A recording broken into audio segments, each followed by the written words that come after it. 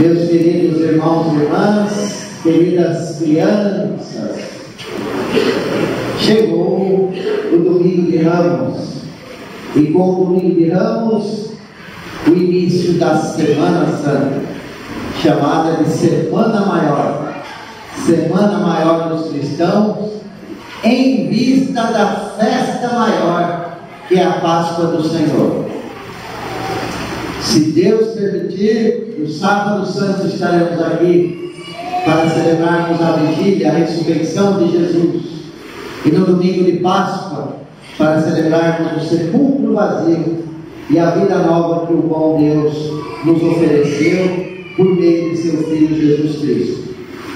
Nos preparamos durante esse percurso quaresmal e agora então chega a preparação próxima para a Páscoa do Senhor, mais intensa. Vejam, queridos irmãos e irmãs, para quem pôde iniciar conosco lá na praça, nós lemos o Evangelho no qual Jesus é acolhido como Messias, como Salvador. A entrada triunfal de Jesus em Jerusalém. No Domingo de Ramos nós celebramos essa entrada triunfal de Jesus em Jerusalém. Por quê? Porque é em Jerusalém que vai acontecer a nossa salvação, a paixão, morte e ressurreição de Jesus. Jesus entra em Jerusalém para completar a sua missão, o projeto de Deus. Então é isso que nós celebramos hoje. Tudo aquilo que vai acontecer em Jerusalém, na pessoa de Jesus Cristo. Por isso nós acolhemos Jesus como Salvador. Por isso nós estendemos os ramos. E vocês sabem que os ramos significam acolhimento, adesão a uma pessoa, e essa pessoa é Jesus Cristo. Por isso nós, com os ramos nas mãos, fizemos a nossa procissão, e aqui também acolhemos Jesus. E quem ainda não pegou o seu ramo, os ramos que estão aqui estão todos abençoados, podem levar para casa, né? A equipe preparou até ali, né? Os raminhos, tudo bem arrumado. Por que a gente leva os ramos para casa? Para dizer que nós queremos acolher Jesus como nosso Salvador. Eu tenho o privilégio de todo ano ter um ramo de oliveira, que a Dona Irene todo ano me presenteia, né? Vejam, acolher Jesus em casa, no trabalho, na minha vida, na minha história. Esse é o significado profundo dos ramos.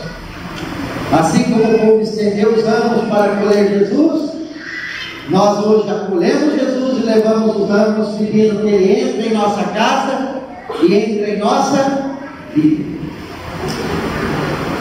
É isso que nós queremos hoje, nesse Domingo de Ramos.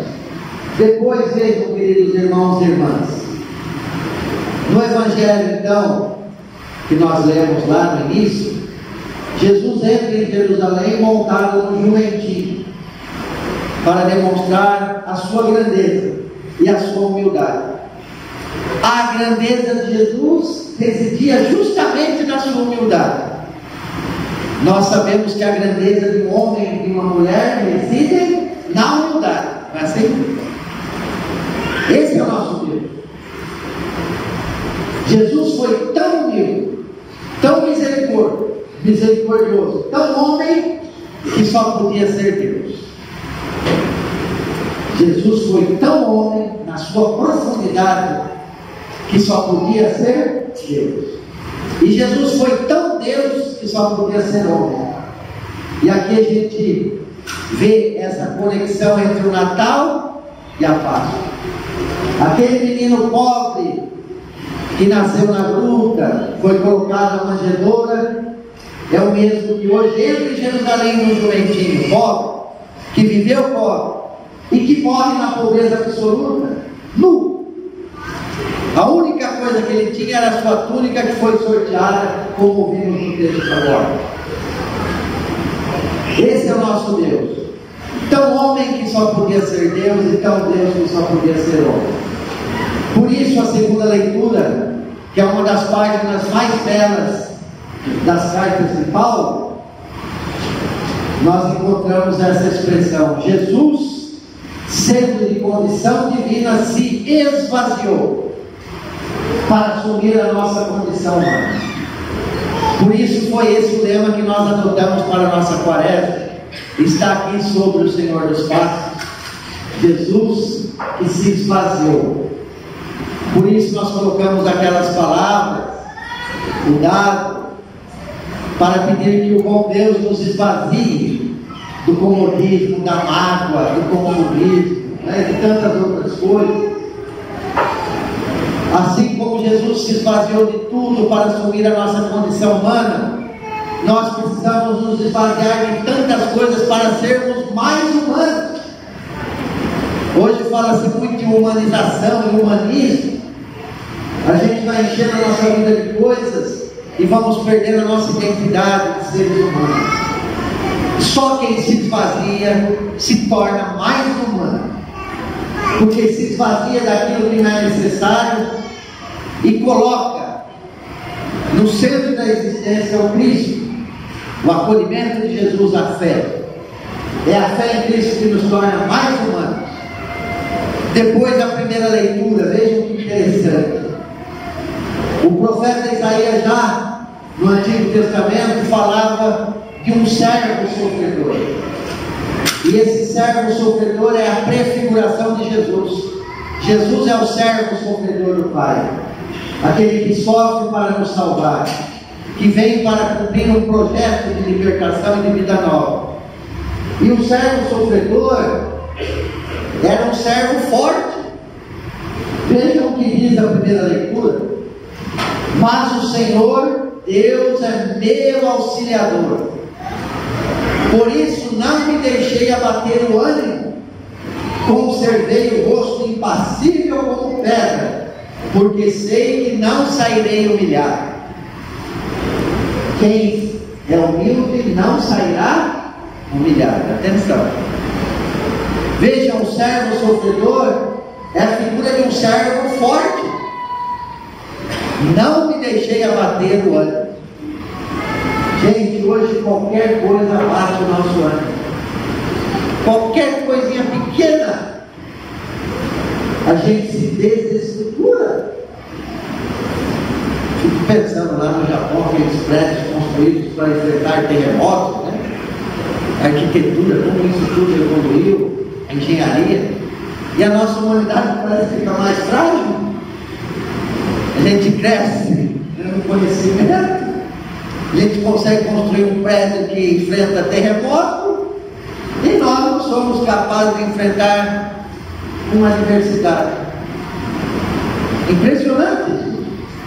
Veja, nós precisamos pedir a Deus a fortaleza, apesar das cruzes, do sofrimento, saber enfrentar, lidar com as situações, não deixar que o nosso ânimo se abata, o nosso ânimo, nossa alma, nosso vigor, nosso entusiasmo. Deus é o nosso auxiliador, que está aí na primeira leitura. Existe uma corrente filosófica e ética chamada utilitarismo, que diz assim: que nós devemos procurar o maior bem possível, de preferência com o mínimo esforço, e de preferência ainda sem nenhum esforço. É o que nós temos hoje: o maior bem, o maior prazer, sem sacrifício. Pergunto, isso é possível? Mas é isso que muitos acreditam. Enquanto a gente acreditar nisso, nós não vamos amadurecer, porque toda conquista é fruto de cruz, de sacrifício, de esforço. E essa corrente diz assim: o maior bem, o maior prazer, com o mínimo possível de dor e de sacrifício. Não é que a gente busque a dor, ninguém aqui é masoquista, mas não dá para conquistar nada sem esforço. E a gente tem que aprender isso e ver nas situações difíceis, nas adversidades, uma ocasião para o crescimento. E aí a gente já passa para o Evangelho. Nós tivemos dois evangelhos: o primeiro, a entrada triunfal de Jesus, e agora o Evangelho da Paixão. Por isso, o domingo de Ramos é chamado também o domingo da paixão. Por quê? Porque aquele mesmo Cristo que entra glorioso, ele dá a vida por nós na cruz. É o mesmo Deus. Não é só o Cristo glorioso, é o Cristo crucificado também. Às vezes nós só queremos o Cristo glorioso que entra em Jerusalém, mas nós temos que ficar lá em pé como Maria, com o Cristo crucificado nos momentos de provações da vida. É o mesmo Jesus, o glorioso crucificado. E a vida nossa é de glória e de cruz. É impressionante a liturgia de hoje. Eu fico contente que a missa de mais pessoas vêm, participam. E depois o pessoal dispersa um pouco por conta da viagem. Mas nessa missa nós temos a síntese da nossa vida cristã. A síntese. E aquilo que nós somos está tudo aí nas leituras.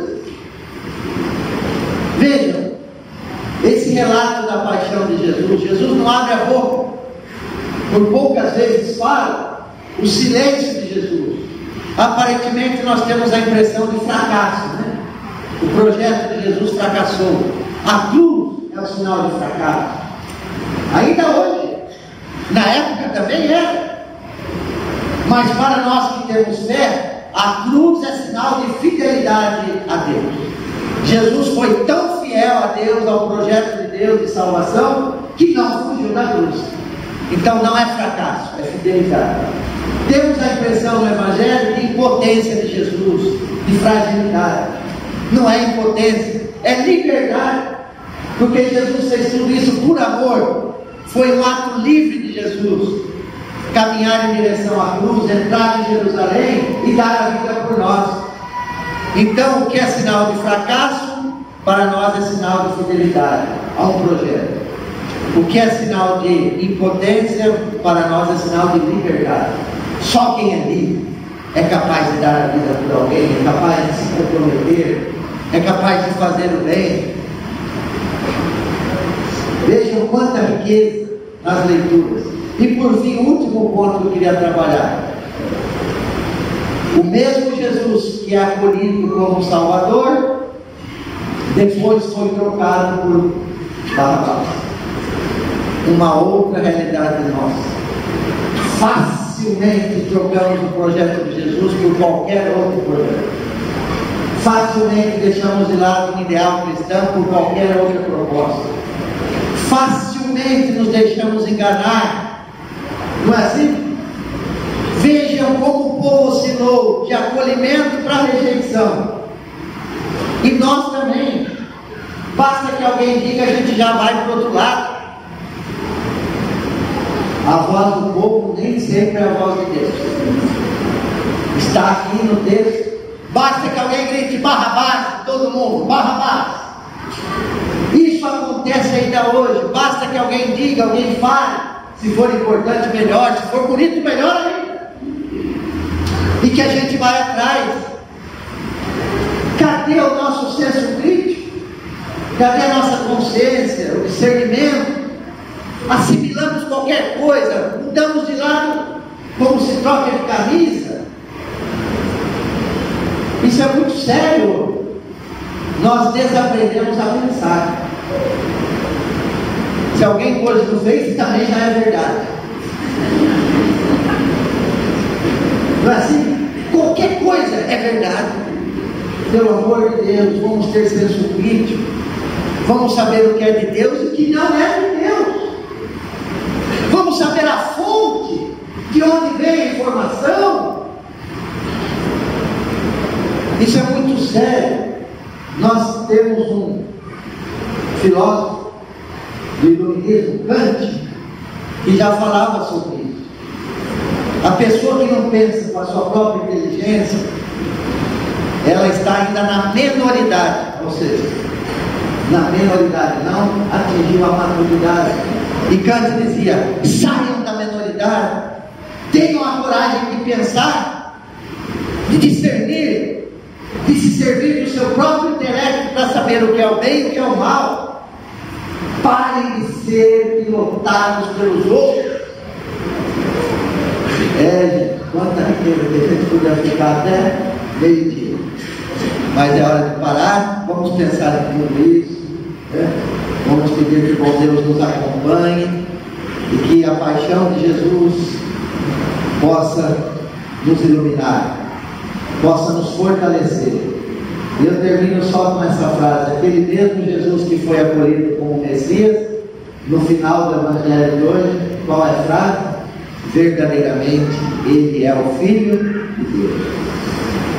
Tanto Jesus triunfal é o Filho de Deus, como Jesus morto na cruz, verdadeiramente Ele é o Filho de Deus. Louvado seja o nosso Senhor Jesus Cristo.